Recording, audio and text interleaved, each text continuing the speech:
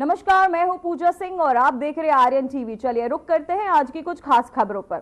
तो वहीं बुलेटिन में सबसे पहले जिक्र उत्तराखंड में पीएम दौरे का, जहां प्रधानमंत्री नरेंद्र मोदी उत्तराखंड में उत्तरकाशी जिले के दौरे पर है।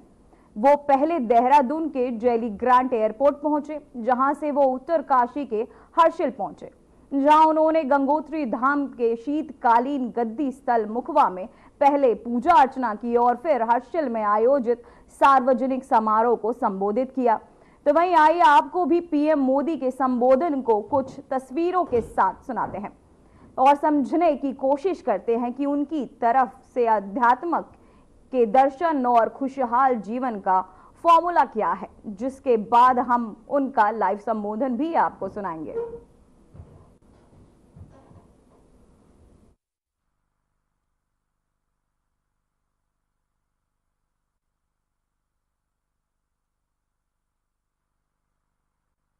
उत्तराखंड की प्रगति के लिए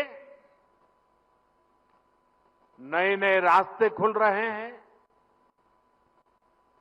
जिन आकांक्षाओं को लेकर उत्तराखंड का जन्म हुआ था, उत्तराखंड के विकास के लिए जो संकल्प हमने लिए थे,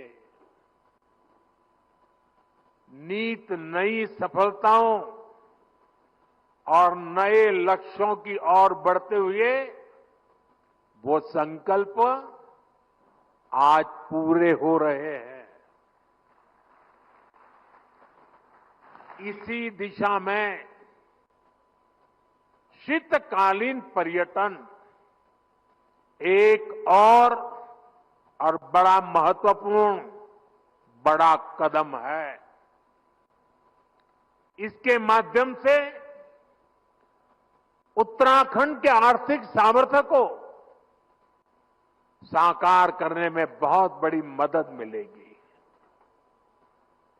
मैं इस अभिनव प्रयास के लिए धामी जी को,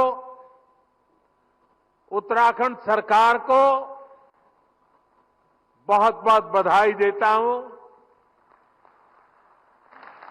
और उत्तराखंड की प्रगति के लिए कामना करता हूं। साथियों, उत्तराखंड को विकसित राज्य बनाने के लिए हमारी डबल इंजन सरकार मिलकर काम कर रही है। 4 धाम ऑल वेदर रोड, आधुनिक एक्सप्रेस वे, राज्य में रेलवे, विमान और हेलीकॉप्टर सेवाओं का विस्तार 10 वर्षों में उत्तराखंड में तेजी से विकास हुआ है।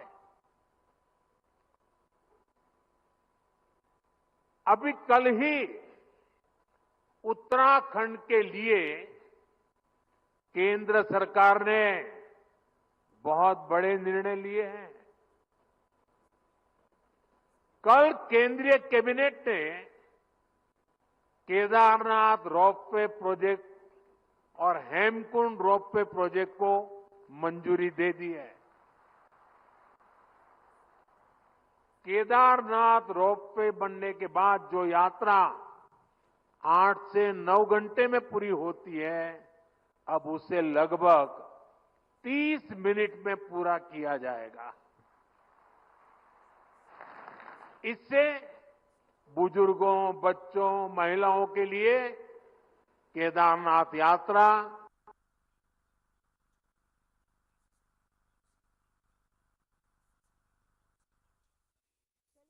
को पीएम मोदी का संबोधन सुनाते हैं।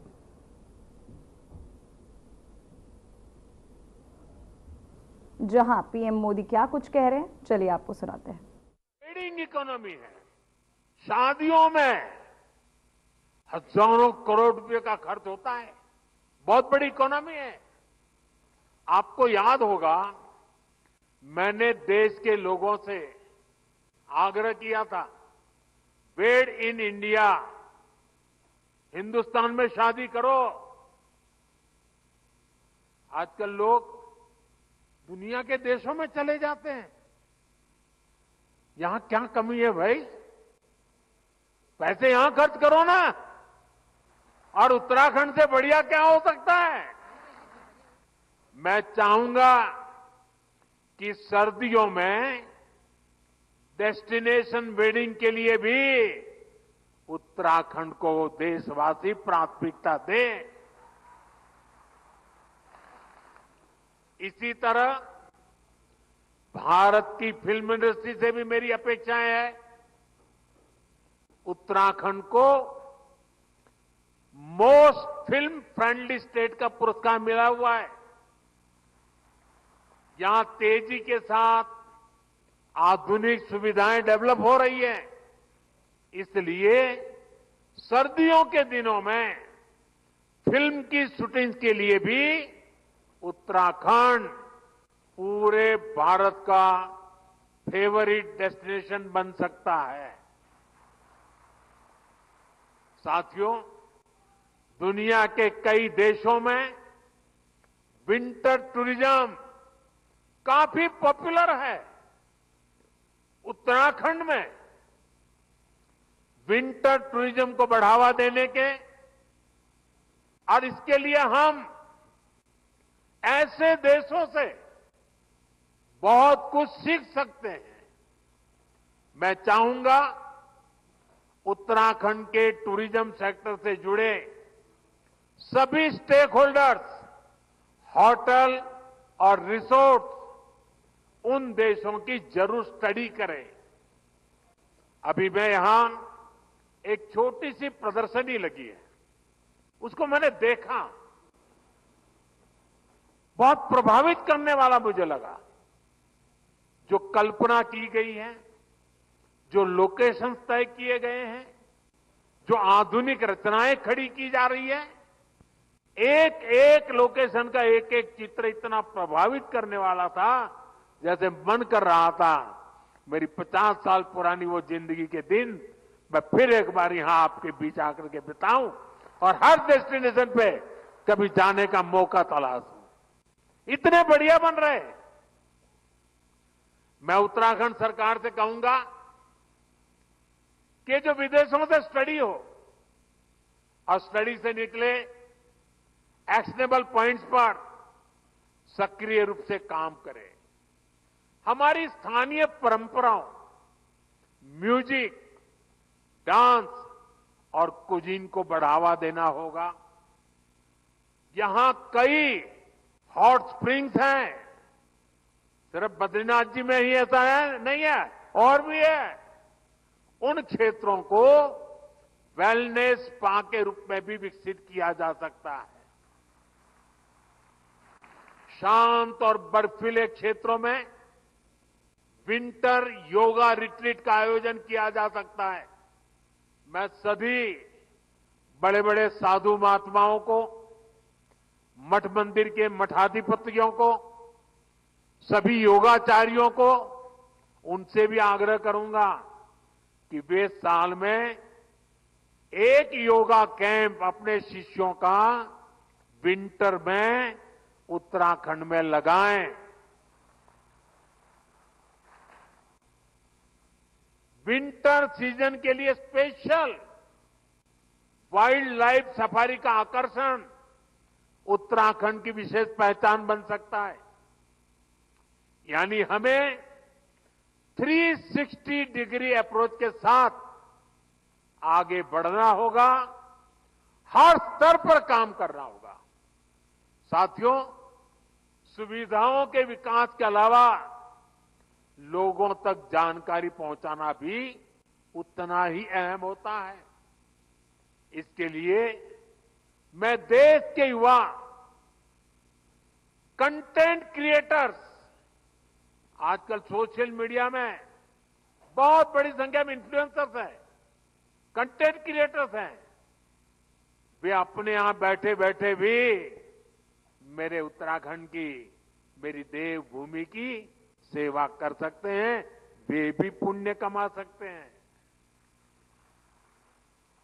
आपने देश के पर्यटन सेक्टर को गति देने में, लोगों तक जानकारी पहुंचाने में बहुत बड़ी भूमिका निभा सकते हैं। जो भूमिका निभाई है उसका और विस्तार करने की जरूरत है।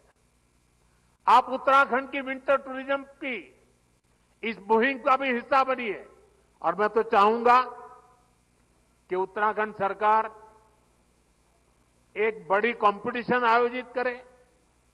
ये जो कंटेंट क्रिएटर्स हैं, तो वहीं मुख्यमंत्री पुष्कर सिंह धामी ने पीएम मोदी के उत्तराखंड आने पर उनका स्वागत किया। उन्होंने कहा कि अपने ऊर्जावान नेतृत्व और अथक प्रयासों से देवभूमि उत्तराखंड के विकास को नई ऊंचाइयों तक पहुंचाने वाले राष्ट्रीय उत्थान के महासाधक, विश्व के सर्वाधिक लोकप्रिय नेता आदरणीय प्रधानमंत्री नरेंद्र मोदी का देवभूमि उत्तराखंड आगमन पर हार्दिक स्वागत एवं अभिनंदन है। उत्तराखंड के मुख्यमंत्री पुष्कर सिंह धामी ने कहा, उत्तराखंड में जब भी कोई आपदा आई है, प्रधानमंत्री ने उसके निवारण में हमारा साथ दिया है।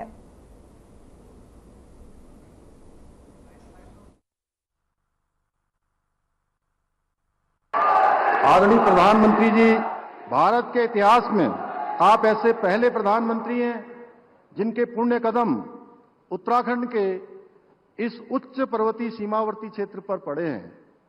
प्राकृतिक सौंदर्य और आध्यात्मिक ऊर्जा से ओतप्रोत इस क्षेत्र में आपके आगमन पर आज प्रदेश के प्रत्येक नागरिक का हृदय प्रफुल्लित है।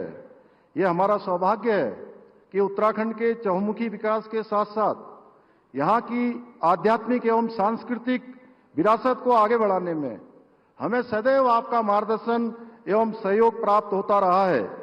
उत्तराखंड के प्रति आपके असीम अनुराग और अनन्य स्नेह का ही परिणाम है कि आपके स्वर्णिम पग जब जब देवभूमि की धरती पर पड़े हैं, तब तब हमें उसका लाभ प्राप्त हुआ है। इसी क्रम में आज आपके पधारने से पूरे सीमांत क्षेत्र सहित संपूर्ण उत्तराखंड में पर्यटन को बृहद स्तर पर बढ़ावा मिलेगा, प्रोत्साहन मिलेगा। भाइयों बहनों, आदरणीय प्रधानमंत्री जी से मुझे जितनी बार भी भेंट करने का शुभ अवसर प्राप्त होता है, मुझे उत्तराखंड के विकास में अपने विकल्प रहित संकल्प को पूर्ण करने के लिए हमेशा एक नई दृष्टि और मार्गदर्शन प्राप्त हुआ है।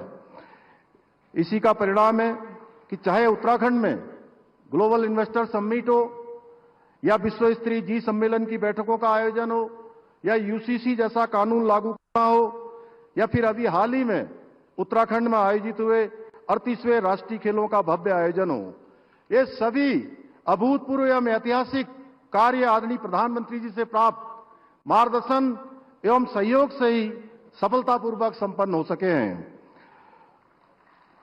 इतना ही नहीं, उत्तराखंड में जब भी कोई विपदा आई है, आपदा आई है, आदरणीय प्रधानमंत्री जी ने सदैव उसके निवारण हेतु आगे बढ़कर हमारा साथ दिया है, हमारा उत्साहवर्धन किया है, हमारा मार्गदर्शन किया है। चाहे वो केदारनाथ यात्रा मार्ग पर आई हुई आपदा की घटना हो, जोशीमठ में भूधसाव की घटना हो, सिलक्यारा टनल हादसा हो या फिर अभी हाल ही में चमोली माड़ा गांव के पास हुई हिमस्खलन की घटना हो, आदरणीय प्रधानमंत्री जी के सतत सहयोग और मार्गदर्शन का परिणाम है कि हमें इतने बड़े बड़े संकटों से प्रदेश को उबारने में सफलता प्राप्त हो पाई है। तो वहीं उत्तर प्रदेश के मुख्यमंत्री योगी आदित्यनाथ ने राजधानी लखनऊ में आयोजित जनता दर्शन कार्यक्रम के दौरान आम जनता से मुलाकात की और उनकी समस्याओं को सुना। मुख्यमंत्री ने नागरिकों की समस्याओं के समाधान के लिए संबंधित अधिकारियों को निर्देश दिए। साथ ही इस अवसर पर उन्होंने लोगों से सीधे संवाद कर सरकार की योजनाओं के लाभ उठाने की अपील की और उनकी समस्याओं का त्वरित निवारण सुनिश्चित करने का आश्वासन भी दिया। तो वही आपको बताते चले, योगी आदित्यनाथ का जनता दरबार, जहां योगी आदित्यनाथ का जनता दर्शन कार्यक्रम का आयोजन किया गया, जहां उन्होंने जनता की समस्याओं का सुना, साथ ही उसका निवारण करने का लोगों को आश्वासन भी दिया। तो वहीं आपको बताते चले, योगी आदित्यनाथ का जनता दर्शन कार्यक्रम का आयोजन हुआ, जहां मुख्यमंत्री ने सुनी लोगों की समस्याएं, जनता ने सीएम से किया संवाद। तो जनता दर्शन कार्यक्रम के तहत लोगों को सीएम से डायरेक्ट बात करने का अवसर प्राप्त हुआ।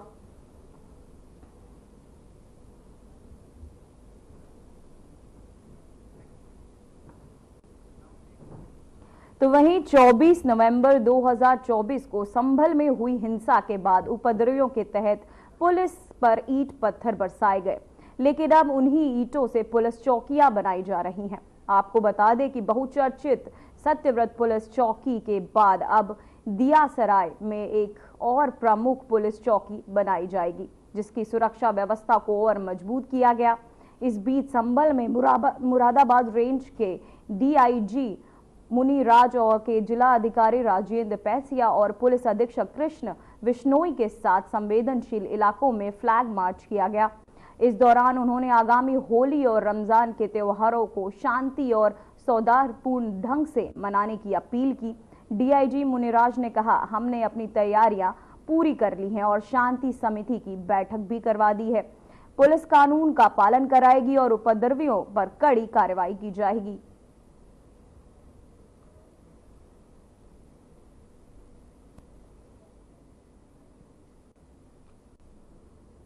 तो वहीं होली और रमजान के मद्देनजर हाई अलर्ट जारी।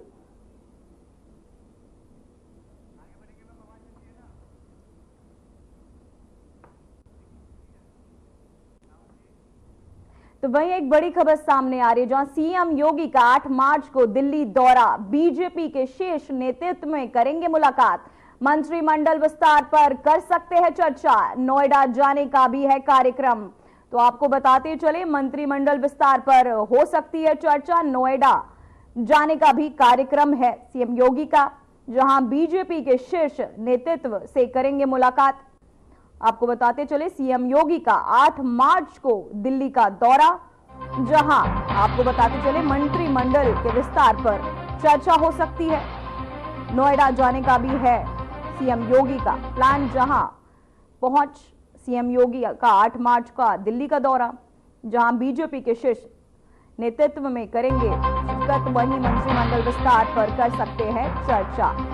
नोएडा जाने का भी है कार्यक्रम, मंत्रिमंडल विस्तार पर हो सकती है चर्चा। सीएम योगी का 8 मार्च को दिल्ली दौरा, जो आप बीजेपी के शीर्ष नेतृत्व में करेंगे मुलाकात।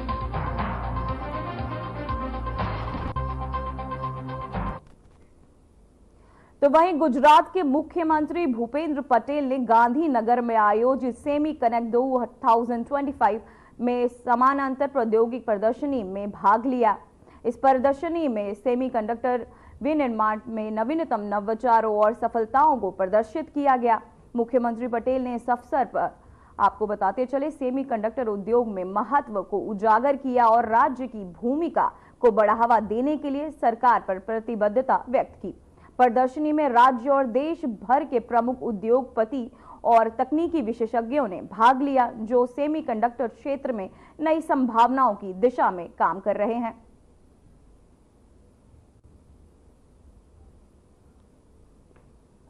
गुजरात सरकार की दिखी प्रतिबद्धता, जहां गांधीनगर में हुआ सेमीकंडक्टर नवाचार।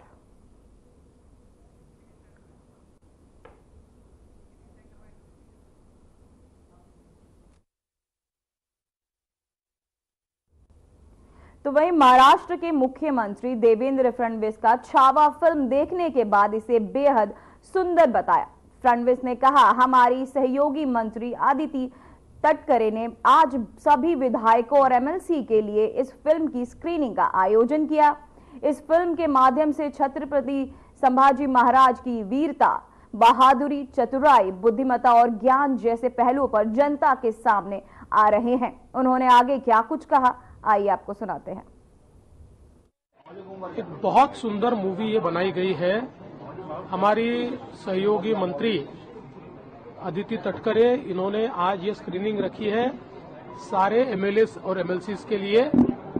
और हम सब लोग जानते हैं कि छत्रपति संभाजी महाराज, जिनके बारे में कहा जाता था देश धर्म पर मिटने वाला शेर शिवा का छावा था, महापराक्रमी परम प्रतापी एक ही शंभू राजा था, ऐसे छत्रपति संभाजी महाराज के ऊपर इतिहास लिखने वालों ने तो बहुत अन्याय किया, लेकिन इस सिनेमा के माध्यम से उनकी वीरता, उनका शौर्य, उनका चातुर्य, उनकी बुद्धिमत्ता, उनका ज्ञान, ये सारे उनके जीवन के पहलू ये जनता के सामने आ रहे हैं। तो वहीं भारत के विदेश मंत्री एस जयशंकर और भारतीय राजदूत की गाड़ी को खालिस्तान समर्थकों के एक समूह ने घेर लिया और उन पर हमला करने की कोशिश की। बता दें कि ये घटना तब हुई जब जयशंकर गुरुवार को लंदन के चैथम हाउस थिंक टैंक के एक कार्यक्रम में शामिल होने जा रहे थे। खालिस्तान समर्थकों ने इस दौरान खालिस्तान के झंडे लहराए और खालिस्तान जिंदाबाद के नारे लगाए। वहीं एक व्यक्ति ने भारतीय तिरंगे का अपमान किया। हंगामे के बीच लंदन पुलिस ने कुछ नहीं किया और खालिस्तान समर्थकों को हटाने की कोई कोशिश नहीं की। तो वहीं जयशंकर ने इस घटना पर प्रतिक्रिया देते हुए कहा कि कश्मीर के अधिकांश मुद्दे हल हो चुके हैं और अब पीओके की वापसी जरूरी है। उन्होंने कहा कि पीओके की वापसी से कश्मीर का मुद्दा हमेशा के लिए सुलझ जाएगा।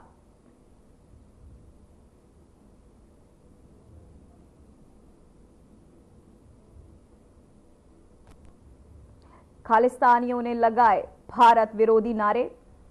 खालिस्तानियों ने जयशंकर की कार घेरी। साथ ही आपको बताते चले, जयशंकर के सामने तिरंगे का किया अपमान। खालिस्तानियों ने लगाए भारत विरोधी नारे।